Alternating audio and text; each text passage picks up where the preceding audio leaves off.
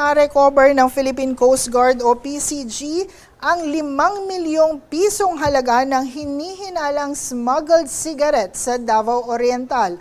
Ayon sa ulat ng lokal na mangingisda ng bayan ng Gobernador Generoso, inabandona sa naturang lugar ang nasabing kontrabando. Matatandaang inalerto ng mga bantay na otoridad ang Coast Guard noong ikalawang araw ng Agosto bandang alas 11 ng gabi, kung saan natagpuan ang kahina-hinalang mga tauhan at abandonadong karton sa pagitan ng mga barangay ng Nangan at Tagabebe.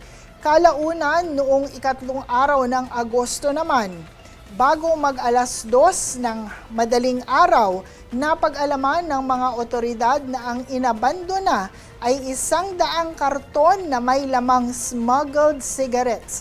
Agad naman itong itinungo sa mga otoridad upang imbestigahan at patawan ng legal na pananagutan sa sinumang sangkot sa nasabing insidente.